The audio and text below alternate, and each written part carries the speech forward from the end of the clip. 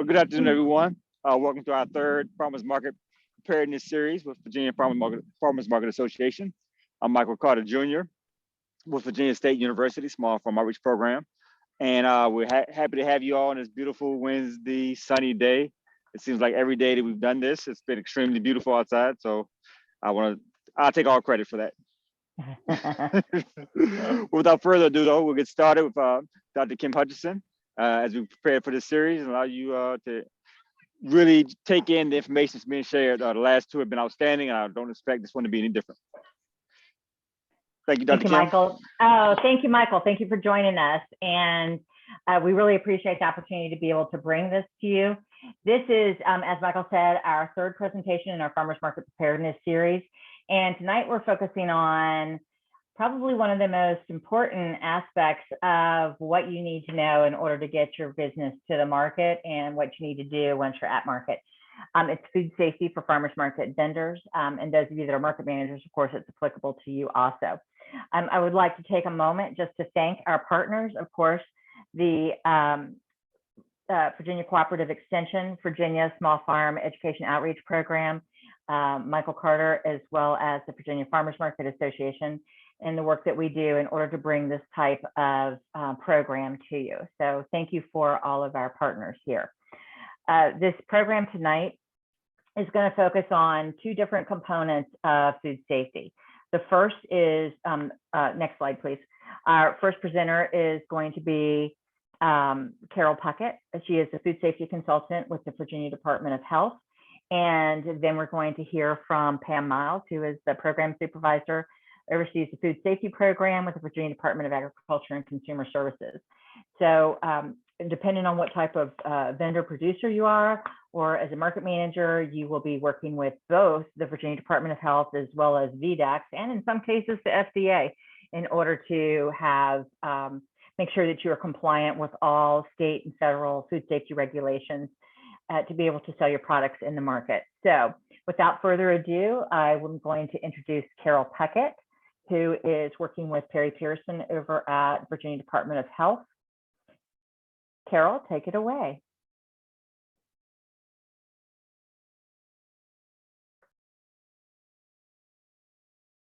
Good evening, everyone. Y'all can hear me fine? No problem? Okay, good. Yes.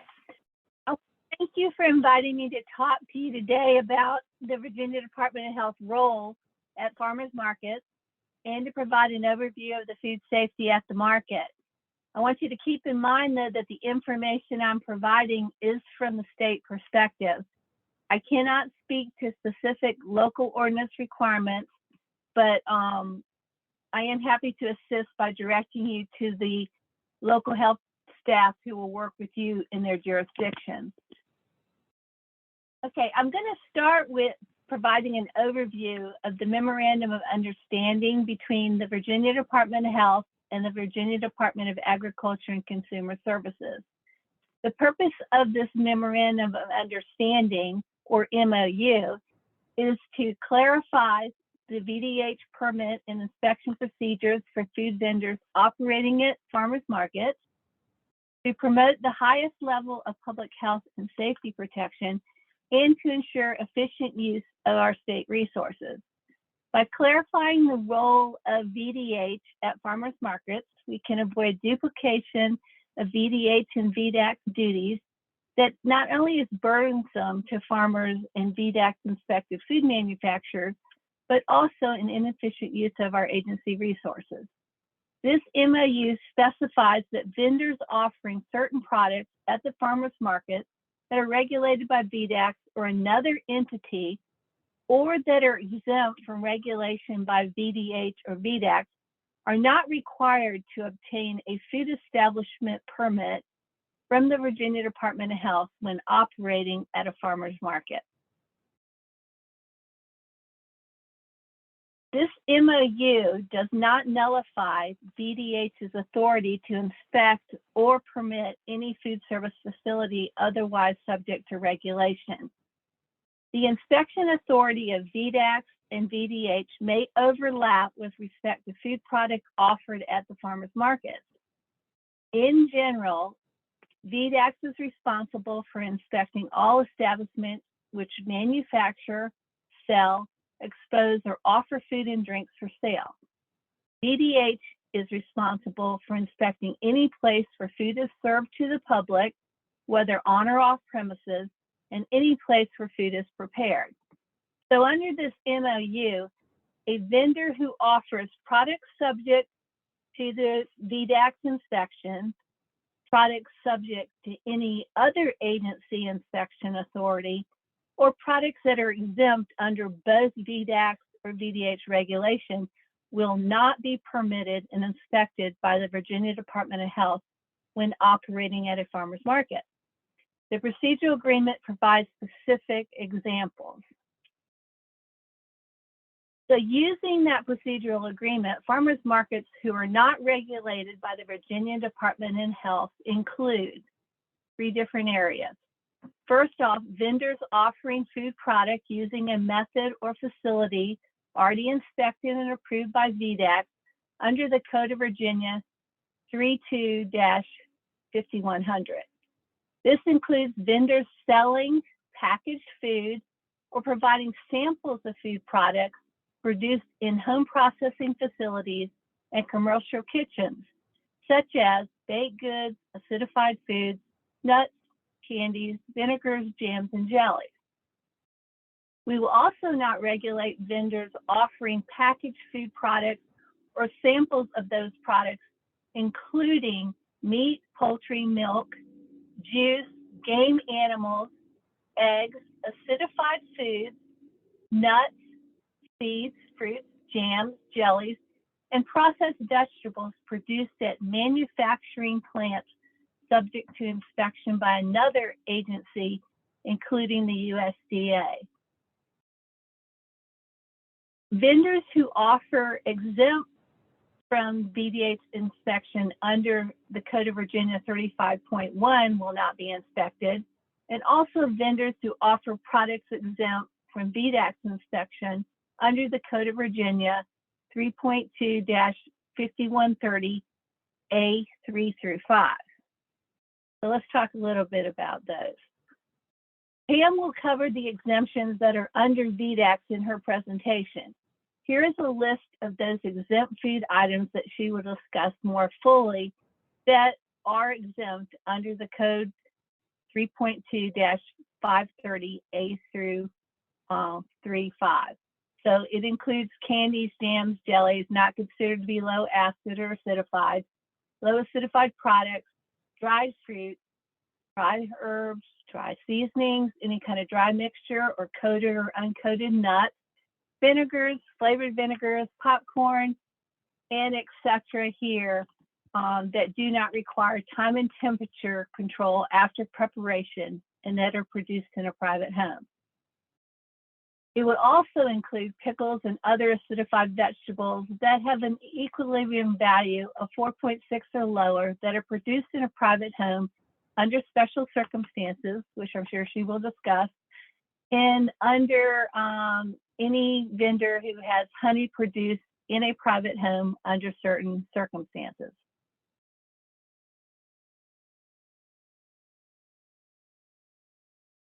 There are some farm products that are exempt from Virginia Department of Health inspection under our Code of Virginia 35.114. Vendors that offer their own farm products directly to consumers for their personal use, including farmers providing sliced vegetables and fruit, cooked fruits and vegetables, and cooked or prepared meat, poultry, eggs, fish, or game animals. Under this MOU, however, vendors who offer food to the public and who conduct operations beyond what is specified in that procedural agreement under the Memorandum of Understanding are subject to Vdh regulation and must obtain a Vdh food establishment permit to operate at a farmer's market.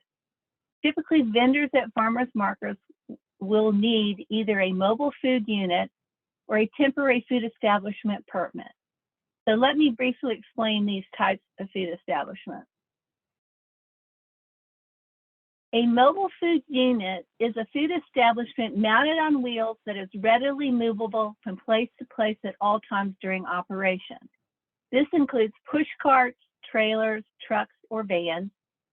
The unit in all operations and all equipment must be integral to and within or attached to the unit.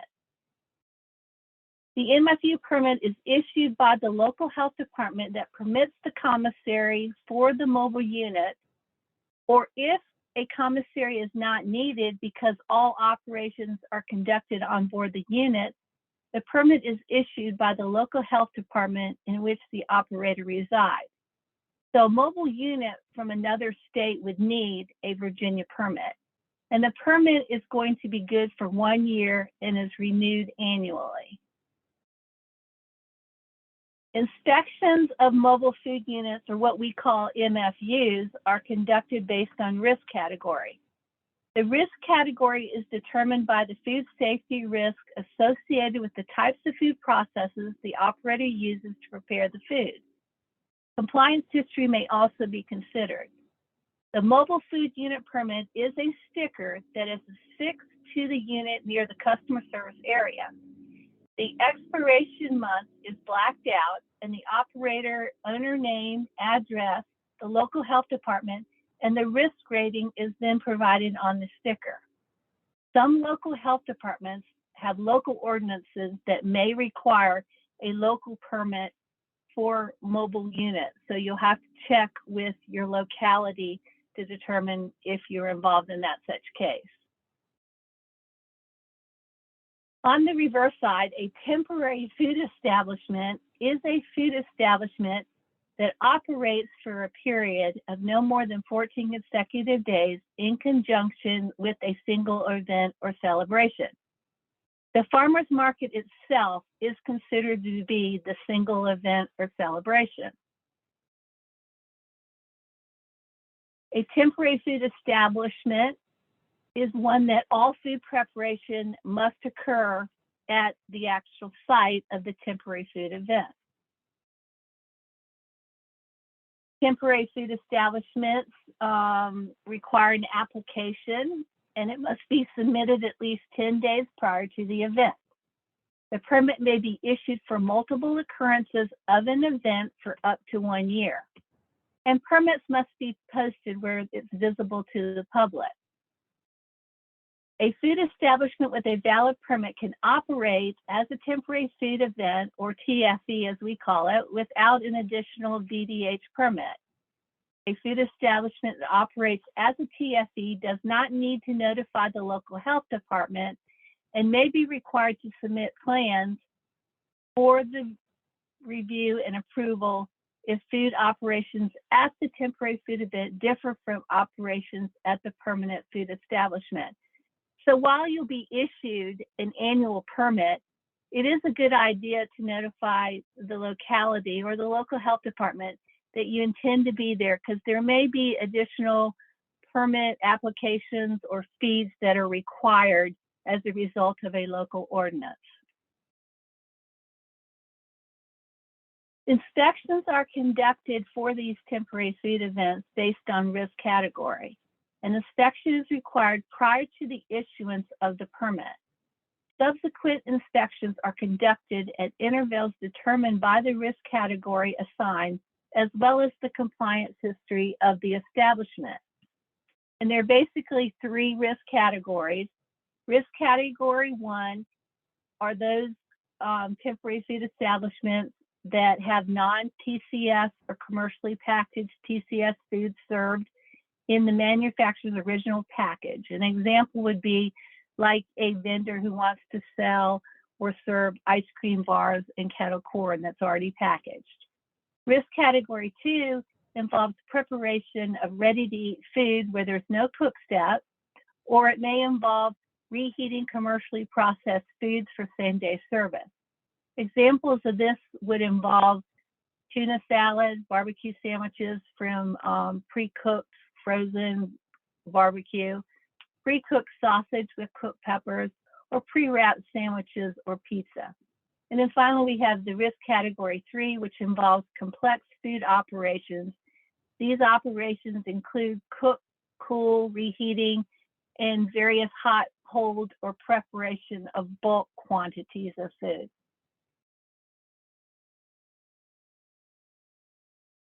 Risk categorizations of these food establishments is based on the type of food preparation processes used, as well as the compliance history of the establishment. The risk of foodborne illness increases when food preparation processes include more trips through the temperature danger zone. Foods that require no cooking or are ready to eat present minimal hazards when foods are cooked, cooled, and reheated. And higher hazards occur when you are doing multiple trips through the particular danger zone. It's important to note that some pathogens, such as viruses and parasites, and even some bacterial pathogens, don't need an opportunity to grow to cause illness. These include viruses such as norovirus, hepatitis A virus, and parasites such as Giardia or Cyclospora. And then bacteria such as cygatoxin, E. coli, and Shigella are examples of pathogens that can cause illness just by being present in or on the food.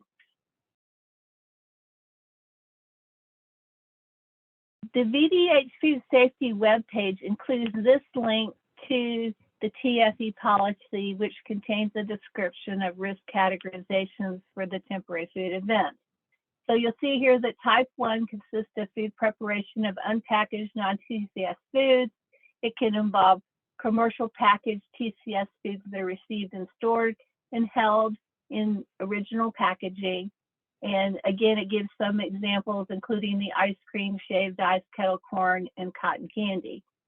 Your type 2 risk category consists of food preparation with no cook step, and it usually involves receiving, storing, preparing, and holding, and then serving.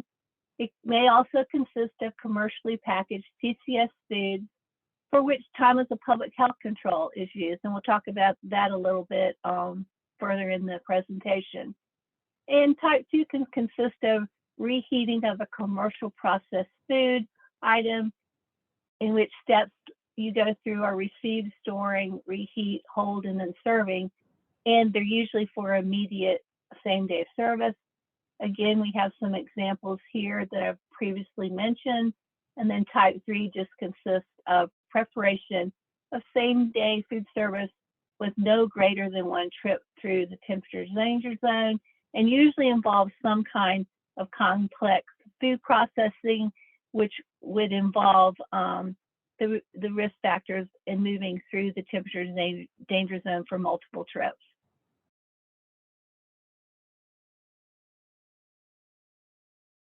Operational requirements for all food establishments permitted by Vdh are based on the Centers for Disease Control risk factors for foodborne illness. No one goes to work thinking that the food they serve that day may make somebody sick, but we know that too many preventable foodborne illnesses still occur.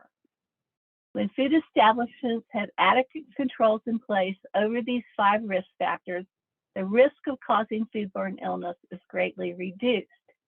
Reviewing proposed operations with the establishment operator is part of the application and plan review process that the local health department conducts with the operator prior to the event. This quick overview will serve as a reminder of the risks that food vendors need to be concerned about. If you have any questions or want more details, I'm happy to answer questions at the end of our presentation, or you can reach out to either me or your local health district by phone or email. The operational requirements of the local health departments that will be assessed include sources of the food, where you actually obtain the food from, employee practices and personal hygiene. It also includes the cooking of raw animal foods, holding temperatures, whether hot or cold, for TCS foods. And then finally, operations will be assessed to ensure surface and wares are cleaned and sanitized, and operations are conducted in a manner that prevents cross-contamination from raw animal foods. And Of course, general sanitation requirements are also assessed and addressed when they present a particular food safety hazard. With reference to the employee health practices, we are going to be looking primarily at employee health, hand washing, and no bare hand contact, which are part of a 3-step stool that we feel like will prevent foodborne illness. So let's look at each one of these operational requirements individually. The first one we're going to take here is sources of the food. Under the Virginia Food Regulations 12 VAC 5-421270, there is a requirement that all food is in compliance with food law. And it basically states that food shall be obtained from sources that comply with law. This means that food served in a permitted food establishment must come from sources under inspection by the entity that has jurisdiction over that product. This may be a federal agency such as USDA or FDA. It could be a state agency such as Vdh or the Virginia Department of Health. And foods prepared in these retail food establishments can only be sold to the end-use consumer. Food establishments must obtain food from establishments that are regulated as manufacturers. Some foods that won't meet the approved source requirement include recreationally caught fish or shellfish, any kind of custom processed meat, or wild game that wasn't processed under a voluntary inspection program. Specific requirements apply to other foods too, such as packaged juice, dairy products, and eggs. There is not a source requirement for most fruits and vegetables unless the producer has sales that require them to meet requirements under the Produce Safety Rule in the Food Safety Modernization Act. However, any food offered to the public must be safe and unadulterated. And then finally, we have a section under this 270B that food prepared in a private home shall not be used or offered for human consumption in a food establishment unless the home kitchen is actually inspected and regulated by the Virginia Department of Agriculture and Consumer Services. Moving on to employee practices and personal hygiene. An environmental health specialist will assess these areas. Personal hygiene requirements that serve to protect consumers from illness easily transmit through the employees themselves. Employees must be aware of the employee health reporting requirements, and they must report listed symptoms, diagnosed illnesses, and exposure to others who are ill. They need to follow prescribed restrict, exclude, and return to work protocols. And hand washing facilities are required. We want to make sure that the employees avoid bare hand contact with ready-to-eat food as much as possible. And here again, these are the 3 basic areas of employee health that will determine whether or not you actually become the unfortunate victim of foodborne illness. Now let's look at hand washing facilities for your temporary food establishment. Hand washing facilities may look different here.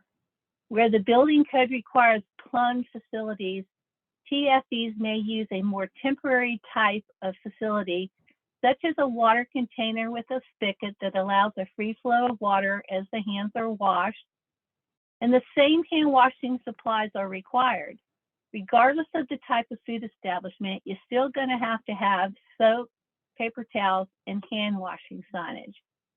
If a TFE is handling raw animal foods as a product, then a heated source of water for hand washing may be required. It's something you need to discuss with your local health department. So you see here in the picture, there are 3 different examples of how actual hand washing facilities have been set up at particular TFE events.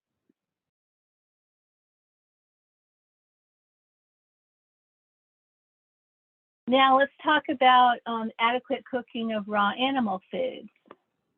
Raw animal foods have to be cooked to the required minimum temperatures and time. Cooking raw animal foods to those required temperatures and time kills the vegetative pathogens that can cause any kind of illness. PCS foods need to be held at proper holding temperatures, 41 degrees Fahrenheit or below, or 135 degrees Fahrenheit or above for hot holding, as well as meeting cooling, reheating, and time as a public health control parameters. Cold holding can be accomplished by using a refrigerator, a cooler with ice or dry ice, as long as the food maintains 41 degrees Fahrenheit or below. Hot boxes, cooking equipment, or cameras can be used to keep hot food hot. Food establishments that wanted to use time as a public health control instead of temperature as their control must have a written procedure before doing so, and it should be approved by the local health department.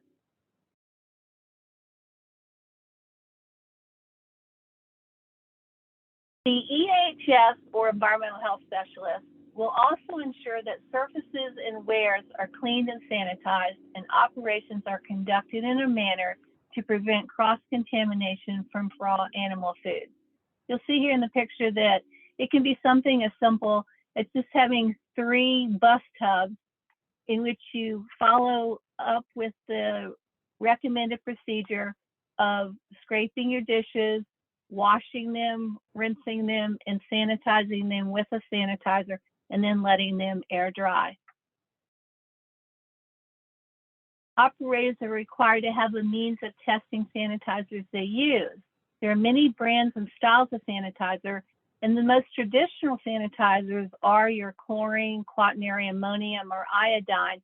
There may be other sanitizers that you will choose to use, and you will just have to ensure that they are EPA and Virginia registered for the use that you are intending.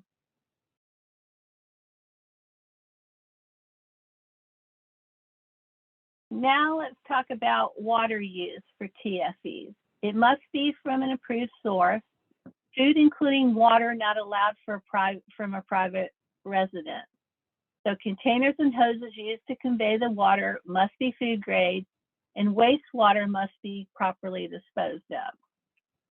And here are some examples of wastewater disposal methods, and it could include using a catch container that can be disposed of in a sanitary sewer on site or at a previously arranged site, such as the blue container that's on the right-hand side of the slide, or it could be where you're actually evacuating any of your waste into an approved sanitary sewer. What we don't want to see is the bottom 2 pictures where in the first one, sewage is actually being dumped right onto the ground surface, or in the second picture where sewage is actually being evacuated to a storm drain.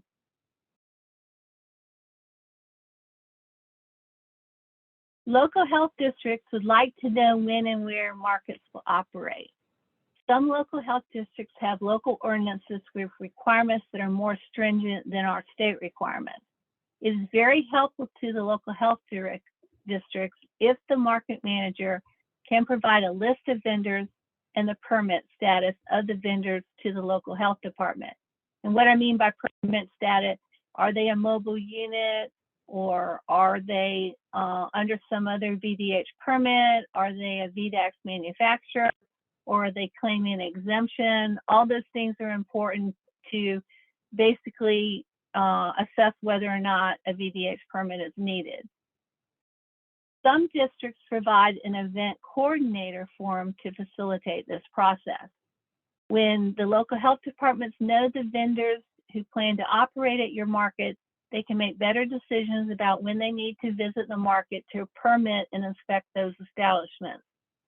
Although technically the food establishment offering food to the public needs to apply for a permit, we know there may be confusion about who needs the permit, and that work that out before the event is best for all involved.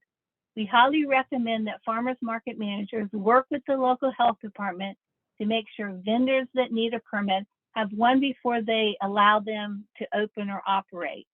Vendors should keep in mind that a change in operation may also change the permit requirements. So how do you contact the appropriate Virginia Department of Health office? There are 5 regions for 34 health districts in Virginia. You can contact them by using the web address here and requesting assistance from that environmental health office. You may also contact either me or Perry at this time. We are actually located in the State Office of Environmental Health Services out of Richmond. But please understand, however, that we may refer you back to the local health department or the local health district, because they may have local ordinance that specify more stringent requirements, and you want to ensure that you are provided with complete and accurate information, so referrals may be made. And I will preface all that with letting y'all know that Friday is my last day with the Virginia Department of Health. So you'll probably, if you do need to go to the state level, you'll probably contact Perry Pearson. And with that, I thank all of y'all for listening to the presentation. I know it's a lot of information to absorb, but I'll be open for any questions that you may have at this point. And I'm going to stop sharing so that I can probably also go over and look at the chat.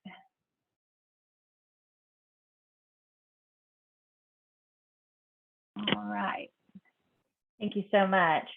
So we have we have a couple of questions.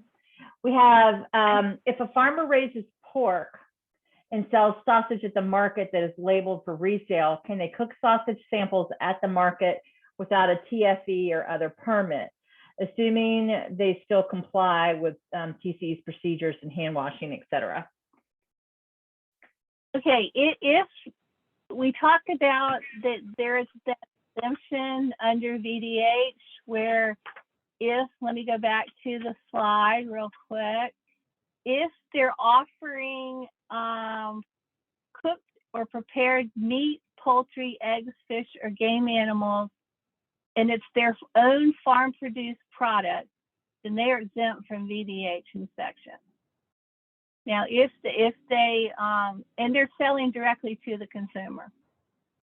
Under the state, but if they're in Fairfax or somewhere, then they're going to have to fall under the local. Yeah, there's ordinance that would require that they do get permitted by that locality. So the best option then at that point is to contact wherever you are specifically operating and ask them what their specific requirements are. Okay. And I guess along those same lines, I'd like to hear more about what a farmer selling meat can do at a market under the exemptions other than selling it as frozen. Okay, I think if once Pam does her presentation, they may answer some of that questions, okay. And then we can come. We'll come back to it. All right. And I can. And then, Did you want me to chime in on that real fast? Yeah, yeah. Yeah, I can chime in, Kira. So on the meat products, so the meat products, and I'm going to stay with Vdh because I'm not sure if I cover that in my presentation, but with the meat products, you know, if they're raised on the farm, they have to be slaughtered in an inspected facility. So they have to be slaughtered in a USDA or Vdh as Office of Meat Poultry Services. So it has to be in an inspected slaughter facility. Then they can have it frozen, or they have it cut up in pieces there, and they can sell it at the market and not even be under our inspection. But they have to be properly labeled. They have to be kept at the right temperature, you know, either refrigerated or frozen, properly labeled, and they have to have that USDA or OMPS inspection number on that meat. Does that help you answer that question? And they also have to have the piece with weights and measures, right? Well, we'll put that link up there with the pricing labeled either on at the market. It either has to be on a signage or it has to be on the label on the meat, the price per pound. Okay. As long as it's slaughtered by our Office of Meat Poultry, so inspected or by USDA, then they're good to go. And that's our part, Carol. And not speaking to the temporary food establishment, but just selling the meat, packaged. Thank you. So just to clarify, or more to reiterate, what Carol has shared are the state parameters from VDH, but several of the locales, and Fairfax is one in particular that I know has come across my desk, they are requiring permits, even if the state is not. If you as a vendor aren't required to get a specific permit from the state from VDH, the local Board of Supervisors is mandating permits from vendors. So check not only with the state what is required, but also with your local municipality to see what is required. And I will say, from having multiple conversations with Pam and Perry Pearson and Carol, that there's not much that can be done at a statewide level if your local VDH is requiring a permit. That's something that has to be changed as a policy change on a local level, which we're working on, so you need to contact us. I do have another question. Savory, excuse me, English, my first language would be good here.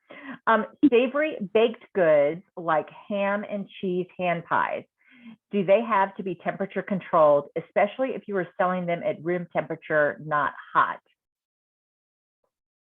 Okay, that would involve, of course, because they're ham, they do have a temperature requirement of either being held at 41 or below or 135 or above, unless they establish a written time control procedure, which they can have approved in advance with the local health department for them to be able to do those on time control.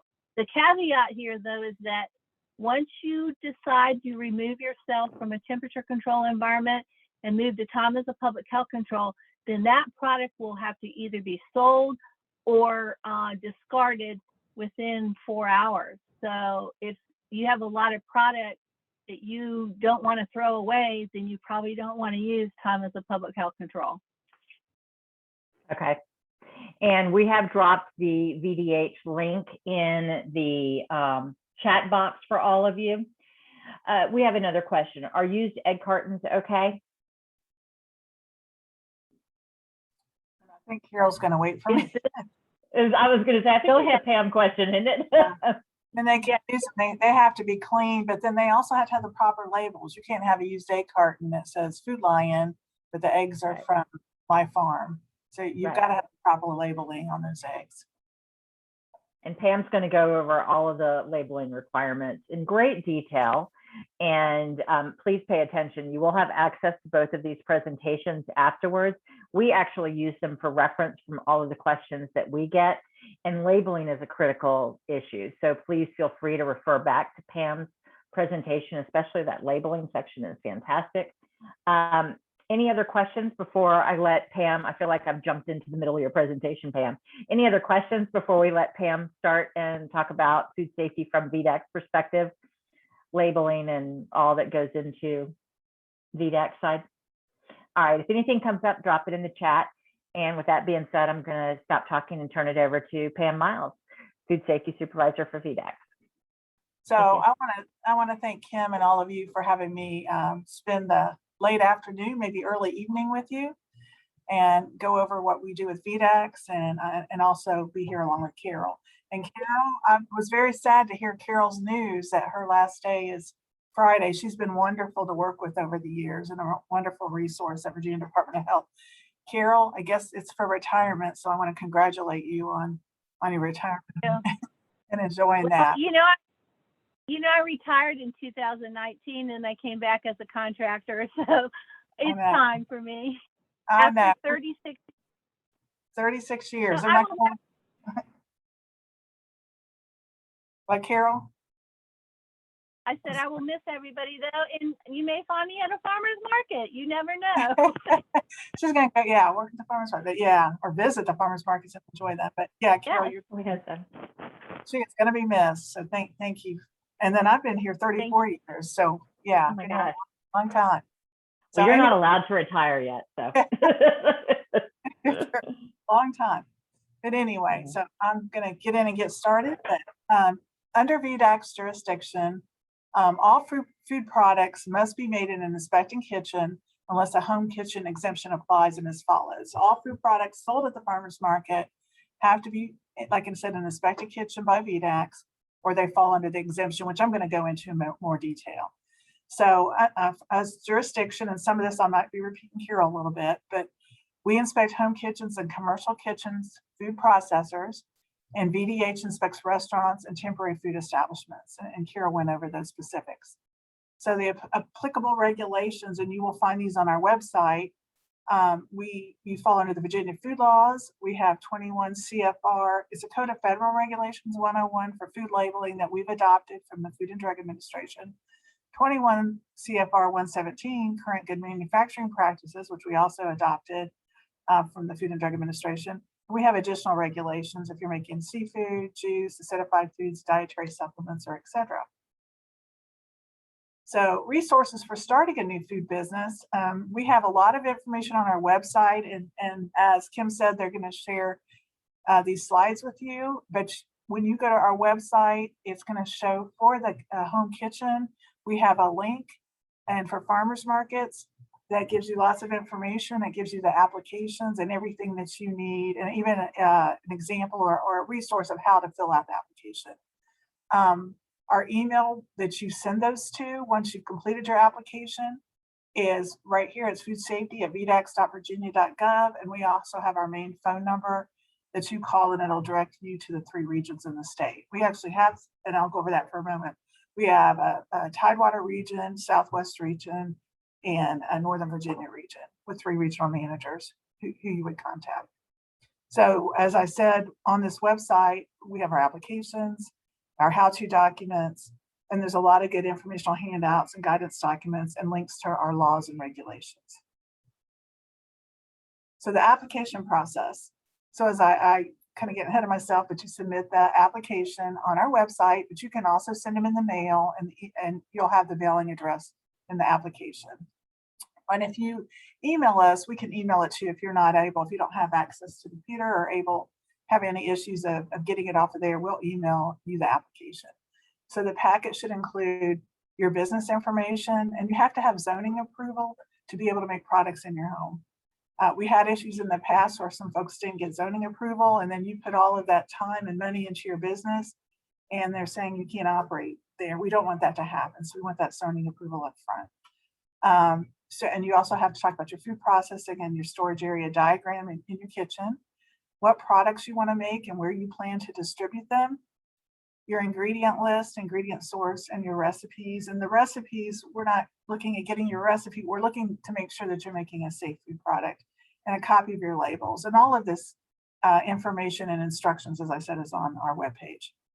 And when the application's sent in, it's reviewed by either our regional managers, and we have 3 technical specialists. And once they review it, they send it to the food safety specialist who is in your area, and they contact you to set up a pre-operational inspection. So they're not just going to come to your home, they're going to contact you first and set up an appointment with you.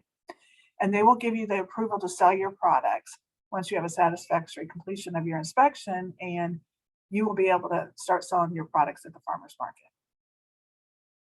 So new products. After you successfully complete the application and you have your initial inspection process, you're only approved to sell the products included. So if you said, hey, I'm making salad dressing and cookies, you're not supposed to start making, let's say, pickles, new products until you run those by us.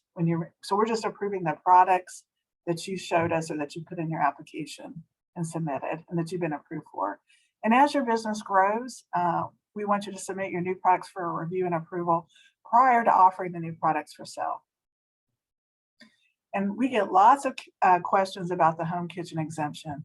So effective July 1st, 2013, there was an amendment to our code that expanded the types of prepared foods individuals could make and sell from their homes or at the farmer's market without a state inspection. So the list of allowed foods are in the following general categories. They're low-risk foods, certain home canned foods, and honey. And right here is the web address. We actually have a home kitchen food processing exemption fact sheet that you could access, but I'm going to go over these in detail. So here's the list of the low-risk foods, and they actually are listed out in our law for the exemption that you are exempt from a state inspection. Now, if we ever got a complaint, we would come in and do a complaint investigation, but for overall, you are not required to have a state inspection to sell this product at an in-person farmer's market or in your home and on site at the farmer's markets. But they're candies, jams and jellies that are not considered to be low acid or acidified food products, dried fruits, dried pasta, dried tea, dry herbs, dry seasonings, dry mixtures, dry baking mixes, coated and uncoated nuts, vinegars and flavored vinegars, popcorn and popcorn balls, cotton candy, roasted coffee, cereal, trail mixes, and granola, and baked goods that do not require time or temperature control after preparation. So if you want to make cheesecakes, they do not, for example, they do not fall under this exemption. And there's certain types of home canned foods. So pickles and other acidified vegetables that have a pH of 4.6 or lower. So you actually have to have the pH 4.6 or lower. So they're acidified pickles or acidified vegetables. And they include pickle products, salsa, chow chow, and relishes. So they're acidified vegetables. And the total gross annual sales must not exceed $3,000 for all acidified food products produced. And they must comply with the acidified food regulations to ensure that you're producing these products safely. And this category does not include the following: canned fermented foods, canned foods that require refrigeration, canned acid foods, canned fruits, and low acid canned foods such as green beans with a pH greater than 4.6. With the home kitchen food processors operating under the home kitchen exemption, you have to adhere to all of the following criteria to meet the exemption and not have an inspection. So the food products have to be made in your home, in the home. They have to be sold at the home or at the farmer's market, and I've said that numerous times.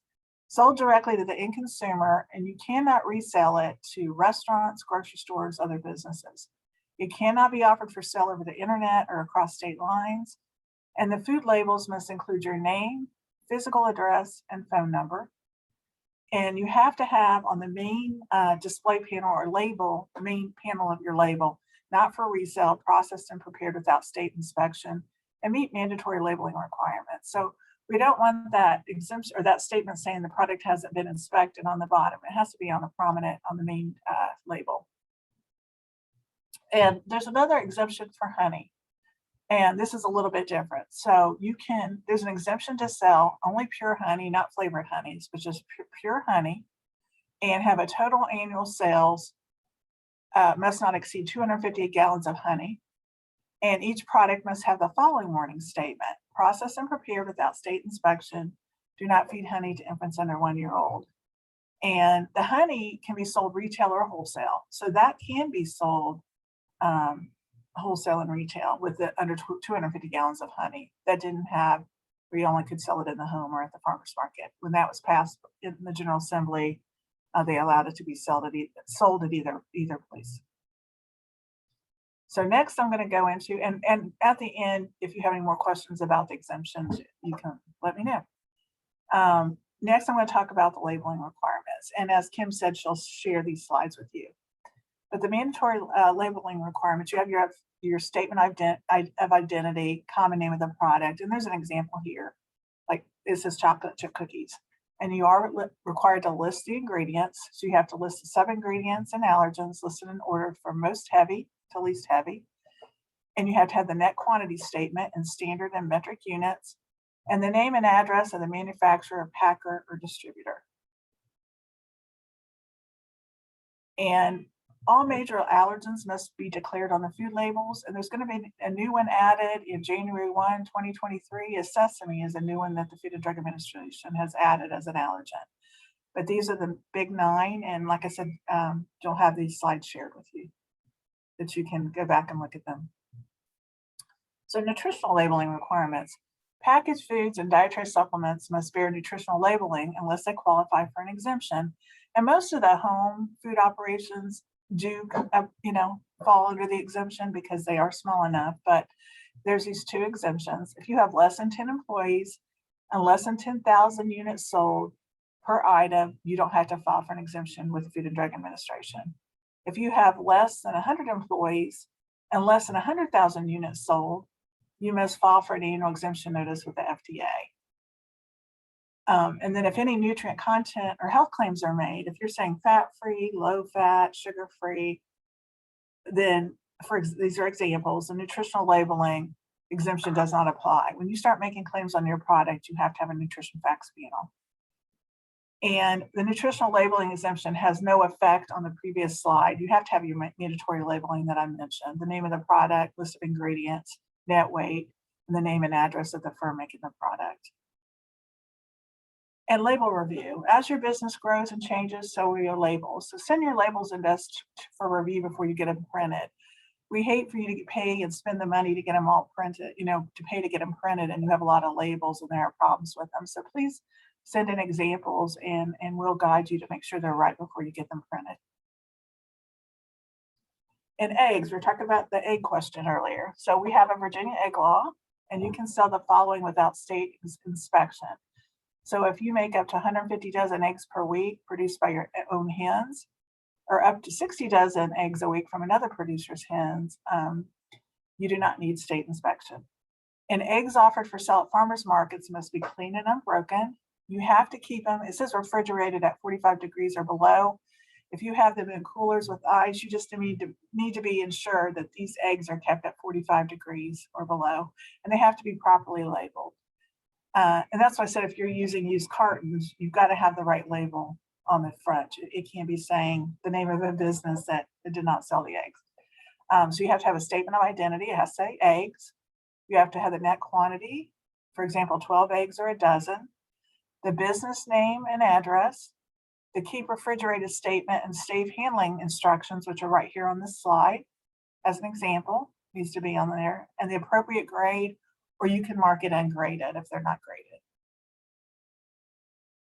So next, we get a lot of questions about industrial hemp law in Virginia. So our agency regulates the industrial hemp. That's in another program within Vdh. But industrial hemp is any part of the cannabis plant, sativa plant, whether growing or not, with a concentration of THC that is no greater than 0.3%. And the Virginia industrial hemp law only allows for the possession of the industrial hemp plant or plant material by persons registered pursuant to the law.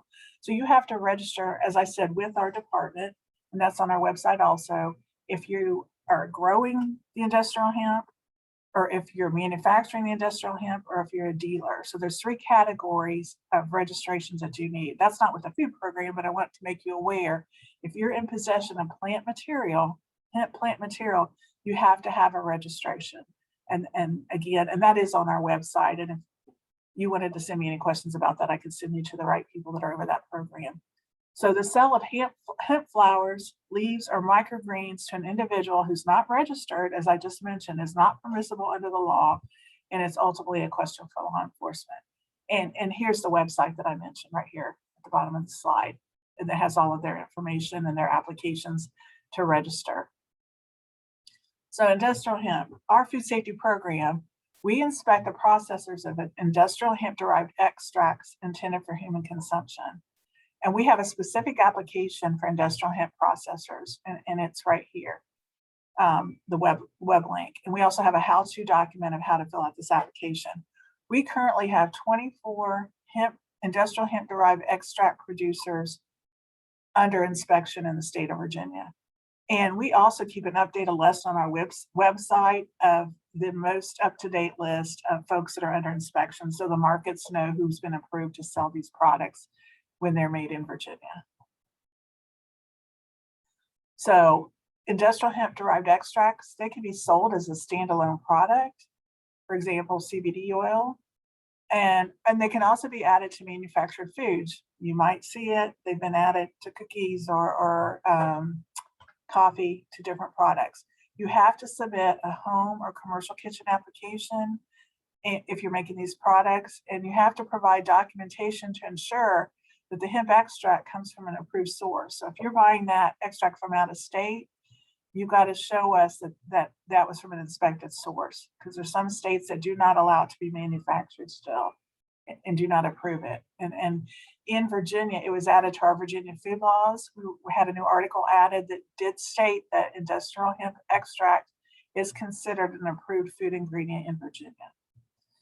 So, and right now, and Carol, you can tell me if this has been changed recently. The last information I had, and this may have changed, foods inspected by Vdh, including any food prepared on site at a farmer's market, you were not allowed to add them to. And Carol, I don't know, did you want to hop in right now? If you're still Yeah, I there. can. Yeah. There's been a recent change with that if an operator at a TFE or a traditional restaurant wants to do that, they have to follow the same guidelines that Vdh does. And the operator has to have documentation or some reliable information to show us that they had been approved by your department in order to produce that product or sell that product within their TFE or restaurant. Okay. So we would go to our website too to check to make sure that they are on your registration list. Okay. So for example, if they were adding it to a drink or a smoothie or something like that, that they have to be under our inspection to add it. Yeah. Under Yes. inspection. Okay. And there is the definition of what's really considered to be the hemp derived extract. So they would have to meet all requirements of the definition and your registration requirements. Okay, great. Well, thank you for that update. Thank you. Yeah. And then now, and the last I've heard, and the most recent is you cannot add it to alcohol products. And if I hear any different, I'll update Kim so she can let you know. I do know for a fact that it's not allowed in animal feed and pet treats, that's not allowed to be sold in Virginia. So it can in the food, but it hasn't been changed yet in the animal feed or pet treats. One thing, when I mentioned it was allowed in Virginia, the Food and Drug Administration does not recognize it as an approved food ingredient. It's actually been done state by state where this has been allowed. But at the bottom where it says grass, generally recognized as safe, the FDA, and you can do this all over the United States, you can sell whole hemp seed oil, and hemp seed protein. Those are considered approved food ingredients with the Food and Drug Administration. Okay, I get questions about alcohol in food. So a food cannot be sold in Virginia if it has more than 0.5% alcohol by volume in the product. So test results showing it is below the limit must be submitted to us if you want to make products with alcohol in them. Virginia Tech has a lab that provides that testing service, and here's information for that. You can contact them to help get your product tested.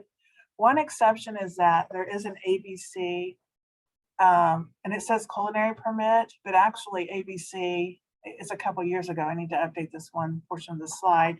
They do have a license that you can get from them that allows you to make a confectionery food with up to 5% alcohol by volume. So if you want to make a cookies or a pound cake or whatever, any baked good, it's a confectionery, you can have up to 5%. But before we can put that under inspection, you have to have an ABC license for that.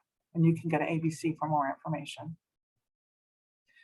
We get questions too about selling live chicks and animals at the market. So there's no limitations for our department on selling live animals at the markets. If a seller's buying the chicks and then reselling them, then they need to be registered as a poultry dealer with our department. And they cannot be sold in the food booth.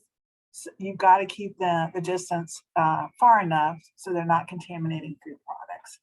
There should be separate employees, one for food and one for live animals. It should not be handling both. So transporting food to the market. I'm going to get into the food safety part of the food going to the market, but foods must be protected from contamination and under temperature control during transportation to and from the market. So your potentially hazardous food or your time temperature control for safety foods, foods that require refrigeration, need to be kept in coolers with ice, or you need to have a way that you keep these products in the right temperature danger zone that Carol went over. Food crates, boxes, and vehicles, trucks, vans should be clean and maintained in a sanitary condition. You could have temperature controlled vehicles, but like I said, if you don't have that, your coolers with ice.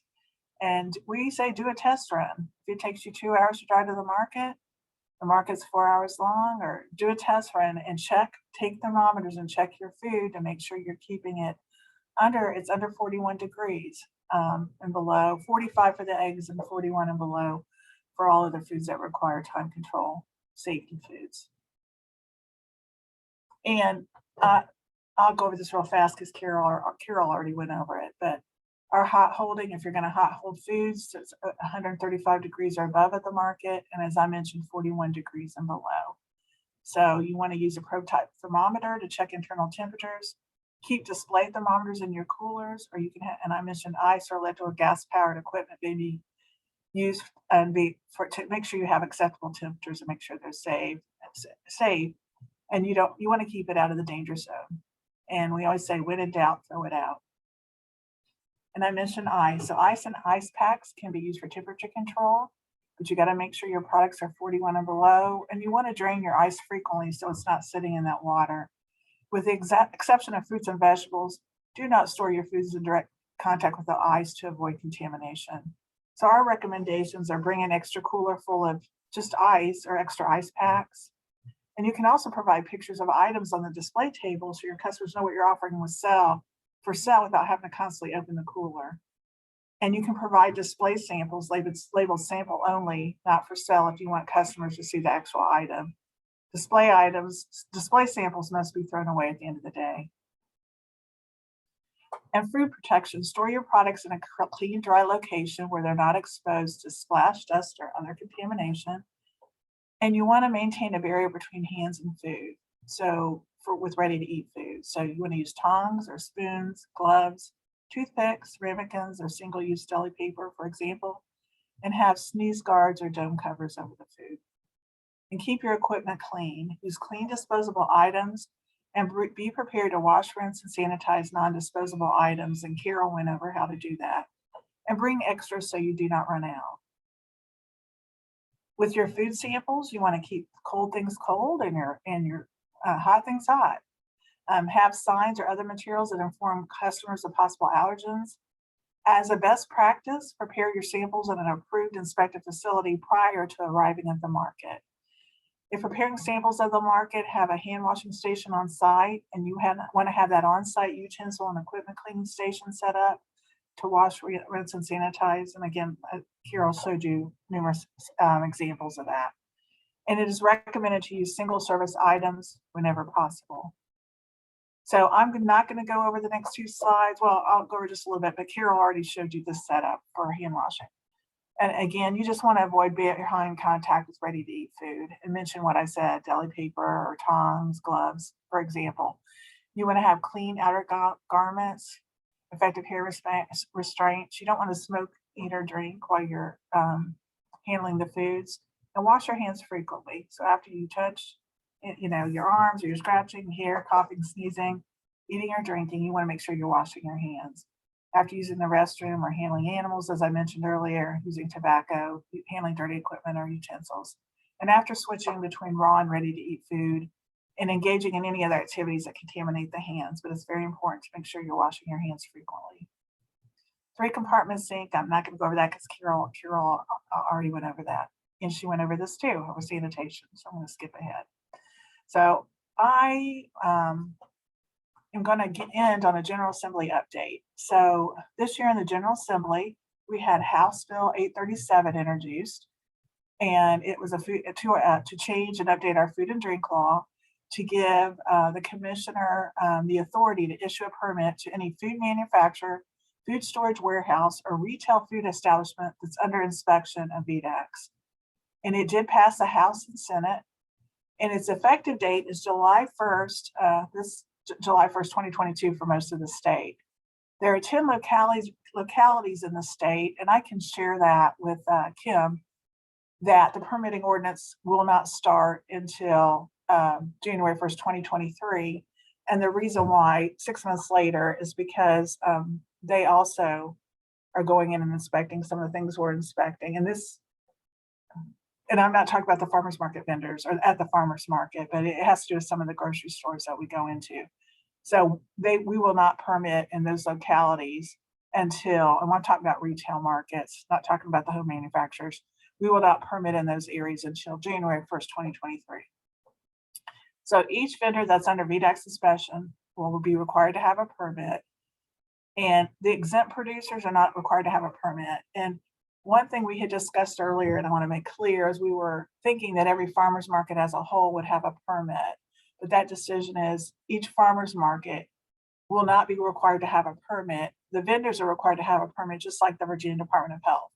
So for every vendor that's there, that's under our inspection, July 1st, we will be mailing out. If you're currently under our inspection, we're going to be mailing you a permit that first week of July. So be looking for that.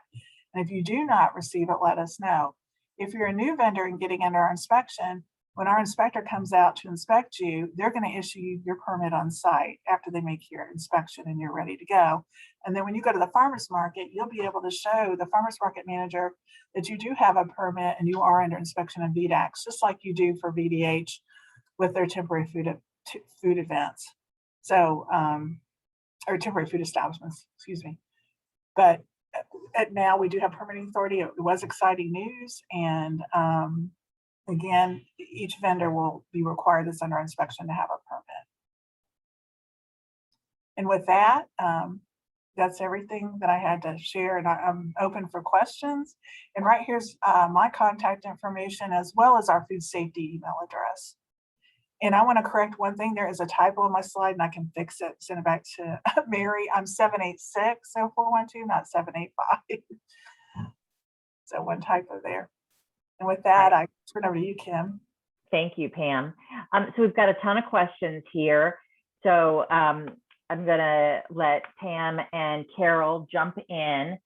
Oops, my question, more folks have added questions and I lost them. Give me just a second to go back to them. It was about cookies.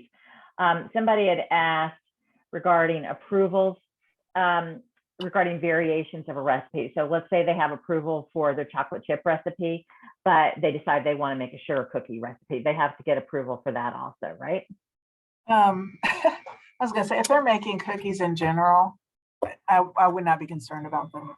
It's when they're changing what they're doing. Now, if they start making a cheesecake cookie that needs refrigerated, but if you're making, chocolate chip, sugar. Okay. Yeah. As long as it's a baked cookie that's a baked cookie, yes. Stable. Okay. All right. Is it considered an internet sale if someone orders at an online site for a farm but picks up at farmer's market or has delivered to their house, i.e. in state and county of farm site? I'm sorry, can you repeat? Okay, so I think this is in regard to this is in regard to home exemptions. And if I'm not reading this correctly, let me know. So what they're trying to find out is, do home exemptions apply? Because we had that exception during COVID. Right. So they want to know that if somebody orders online on the internet, but they actually are coming out either to the farm, to a farm store, or to a farmer's market, or it's being delivered to their house, do home exemptions apply? Okay, got it. So we do not allow the online farmers markets to have exempt products on their site if it's being delivered or that type of thing. You're only allowed to sell at the farmers market, on site, or at the home. That exemption that we had, or that exception earlier, was during COVID, and that was actually stating that they were advertising these foods to help the vendors out because of COVID. So the vendors knew how much food, I think, to prepare to bring to the market, because you would come there just to pick it up.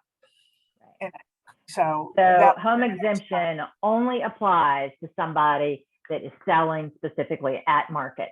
So if somebody is ordering on an online platform, but they're picking it up at market, home exemption does not apply.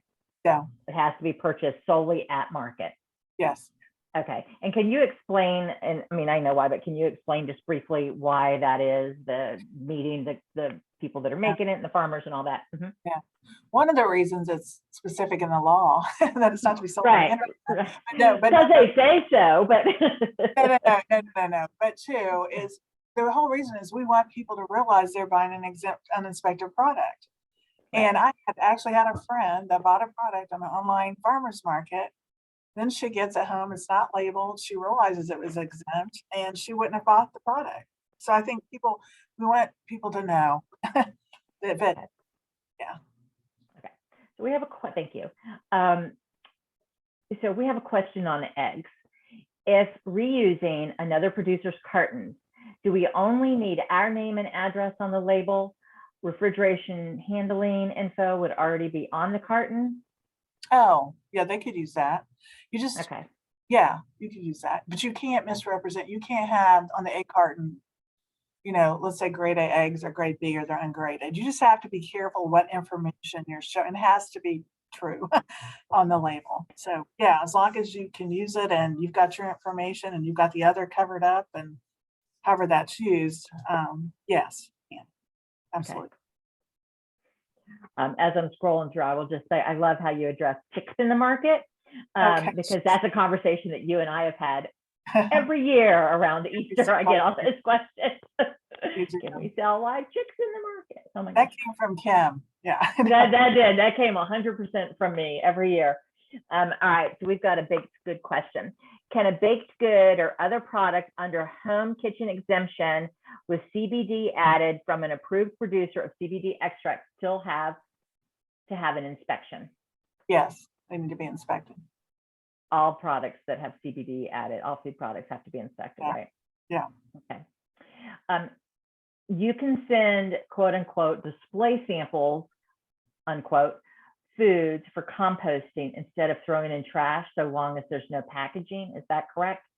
Yes, that would be fine. Okay. Is there a cost for the permit? Does it have to be updated yearly or does it come with your yearly inspection? You may have Okay. addressed this, but can you address it again? Yes, so we do have an annual, it's yearly. So we're going to start July 1st, 2022. It will, sorry, my brain at the end of the day, it will expire, sorry, but June 30th, 2023. And you will get them annually, but we are mailing those out from the office. You do not get them with your inspection if you're already inspected. Let me qualify that. If you're new, you will be getting one during the year. So if someone new coming on, we're going to give it to them, but it will expire July 1st, 2023. We're trying to do it all at the same time. We're trying this process out. It may be that we do this first year and find that we have a different way that we want to do it. But there is not a fee tied to that permit. However, we do have an annual, there's always a however. No, however, we do have an annual $40 fee, but that goes out a different time of year. We send those out. It's around August, September that invoice goes out, but it wasn't tied to a fee. They didn't add a fee to the permit. That fee was already there before we had permits. It's just an annual $40 fee like the health department has. And I don't know with their permit, but with us, they're set up a little bit different and we're new. So we're just trying to get this rolling out. Okay. And do all your products have to be inspected yearly? Re-inspected once they've been inspected? It's risk-based. So we have a risk-based inspection system. So low risk is not inspected as often as our high risk products. So it is a risk-based inspection. But we will, if you're in good standing with us and you fall in the parameters of when our follow-up date is, you will be sent that permit. Okay. Isn't there a poultry exemption for farms processing 1,000 birds or less a year? Yes, and I don't want to get, if you have questions, I would ask you that you send them to Kim. I'm going to say yes, but I hate to even get into it because that's not my area, and I can send it. Joanne Connell is the program manager over Meat Poultry Services. Maybe sometime, I didn't think we could invite her, but to come and speak. Well, yeah. Yeah. But So if you send us questions, but I'm almost positive it's 1,000 or less. And then there's a certain amount, I don't know if it's up to 10,000 that they come do some sort of inspection. So she has several categories, but I don't even want to get into that. So for Dewey Haynes that posted this, if you want to put this in writing and send it to me, I'd be happy to follow up on it and get the specifics as it relates for any of these questions. Yeah. If you have more detailed questions. All right. Next question. So for the VDAC certification, do we need to renew it? Or if we already have it, we're just expecting a certificate in July? Yes. So you will get your permit and we're sending them out. We're trying to get them in the mail June 30th. We're talking about that today, but be looking for those. If you're under our inspection now, be looking to get that permit the first week, second week, give it to the second week. If you do not receive it, you have my email address. Please email me and we'll look into why you didn't receive your permit because we want to make sure you have it. Okay. So by when? In July? I'd or say August? Let's say I'd say give it till or June 16th. Just make sure you have time to get it in the mail. Okay, we're sending great. out, permits that we're sending The out. permits, yeah, okay. What do you do if a farmer's market requires an inspection, but you are exempt under FSMA because of being a brand new small vegetable farm?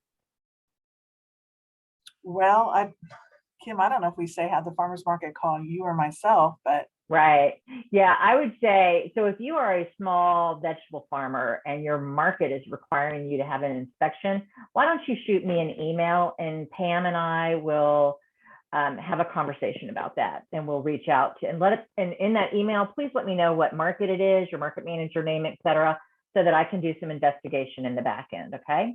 because we do have a produce safety program that we've had for the Right. last several years, but you have to be a certain size. And I would think a lot of these small farms would be exempt to be under the inspection of that program. Yeah. Somebody has said, so no more pre-orders. So so I think that's probably more, that was leftover from COVID. Yeah, So if your market in particular is requiring that, but yeah, that's a COVID leftover. So no. All right, now we get into the fun part. Pam, CBD and lotions, bath bombs, lip scrubs, all the types of products that fall under the FDA. Can you talk about that?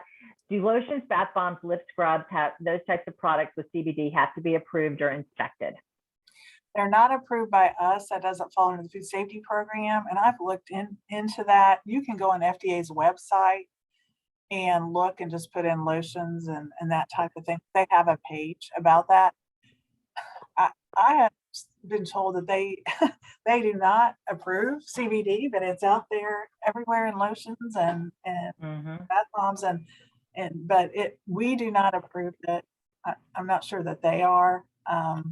So I don't know. It doesn't fall under me. It's hard for me to speak to, but on a national level, they were not recognizing it. I have been noticing, and I noticed in your presentation, this is for me, not one of the questions, but no CBD oil in pet treats. I had noticed at a market over the weekend that they were selling pet treats with CBD in it.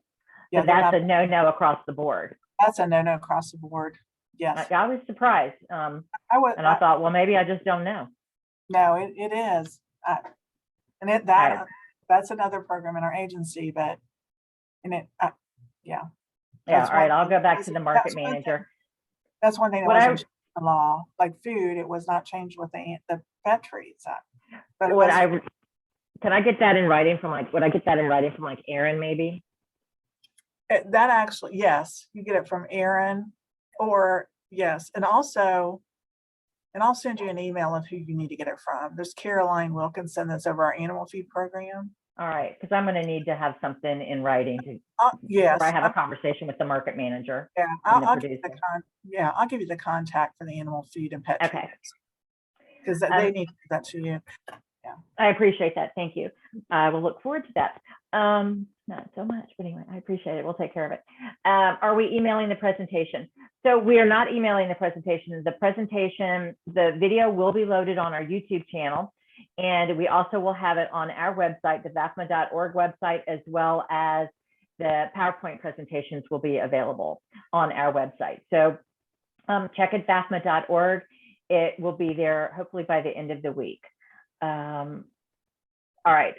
Pre-orders, please clarify your answer. Our markets have online pre-order of various products for pickup at market or home delivery for market. We're still doing it even after COVID. So that's a market specific. That's something that your market is doing. That's a market manager. Yeah. Okay, I have something to add too. Sorry. Yeah, go ahead. We allow it. What we don't allow is the exempt. So we're not telling you can't. We're not in. Right. And that's up to you. I don't know what you all allow, but. Right. That's exactly right. So you're allowed to do pre-orders.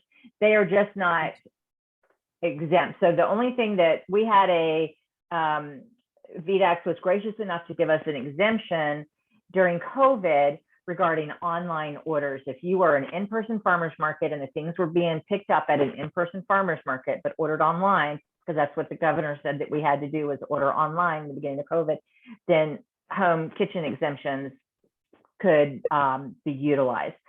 That is no longer the case. you are allowed to do pre-orders. If your market is doing pre-orders, that's fine.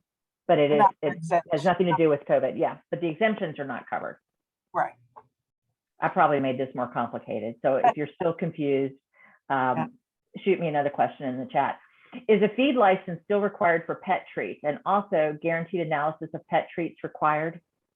We're going to have the pet person on too. You're I think. going to have the pet person. Get a lot of, yeah. And if they can send you that question in an email, or Kim, you send it to me. I'll hook you up with Caroline Wilkinson. All right. If I don't want to say out loud because you sent it to me directly, but if the person that sent it to me would please email that question to me regarding the feed license and the pet treats, would you please send that to me, and I will work on that also. Any last questions that I missed? Did I miss anybody? It's always interesting, as many times as we do this, how many questions, the questions are always so different. Okay, we do have another question. Our winter market mainly runs off of pre-orders. That's great. I'm so glad that y'all are still doing pre-orders. It gives the producers an idea of how much they've sold before they even walk in the door of the in-person market. So there's a question about cut fruit above. I'm sorry, I must have missed it. Could you drop in the chat what the question is? Okay, it was my previous understanding that if you, for example, grew a watermelon, you had to sell it while you could, not cut it in half. Wait a minute. All right, let me read it over. I'm sorry. I don't like how Zoom loses your question when somebody else drops something in the chat. It was my previous understanding that if you, for example, grew a watermelon, you had to sell it while you could, not cut in half, wrap in plastic, and store on ice at the market and sell as cut pieces. Is this still correct? You can sell it cut on ice. We haven't told you have to sell it whole. You can cut it up, but you have to, like you said, keep it on ice. You need to make sure you have clean utensils, washing your hands, following food safety. But you can cut it up. There's nothing that says it's sold whole. Okay. And Michelle dropped in here the WOSO .co markets at WOSO. That is one of the many online sales platforms that are used here in Virginia. Yeah, so it does not have to be sold whole. It can be sold cut on ice. Yes. Correct, as long as you're following food safety requirements. Yes. And then if you're sampling the watermelon on toothpicks, et cetera, you're following food safety where that's concerned also. Any other questions? Now's your time. We've got Carolyn and Pam. These are the folks at the two agencies. So while we have them, let's ask the questions. Anything else? Oh my goodness, thank you so much. It has been such a pleasure. I always learn a lot, and I am so appreciative of all of your time and your willingness to continue to do this for us. I think it's really helpful as we're working with the folks who want to do the right thing. We just don't necessarily know what that is sometimes. So thank you for sharing that with us. And Carol, thank you so much for coming in and talking with us. I will reiterate Pam's wish to you for a happy retirement. I've retired 3 times and I can't seem to make it stick. So hopefully this time around will work for you. For those of you that I've asked you to send me the questions, my email, Mary will drop it in the chat if you don't have it already. But it is kim.hutchinson@vafma.org, or you can send it to info@vafma.org. And I will get that and make sure that I respond and we get those answers from Pam and Carol. Last chance, any last question? info@vafma.org. Thank you, Mary Delicate, for dropping that. Michael Carter, thank you so much for allowing us to partner with you and Virginia State University. Our YouTube channel, Mary has dropped that in the box, and that is where the 2 previous presentations are, as well as on our website if you want to be able to look at the PowerPoints, and the recordings are on our YouTube channel. So feel free to check that out. Our website is www.vafma.org. And I'm kind of sad that this is the last Wednesday night that we'll be doing this, but what a great way to go out. So thank you, Pam, and thank you, Carol, and thank you everybody for being here. And we really appreciate it. And Michael, thank you so much. I hope that the team does well out on the soccer field. Thank you for working with us. Great information. And I'm going to go ahead and say good night, and we'll end recording now. Thank you, guys. Thank you, Kim. Good night. Thank you, Michael. Thank you, Mary. Thank you. Thank you, Mary.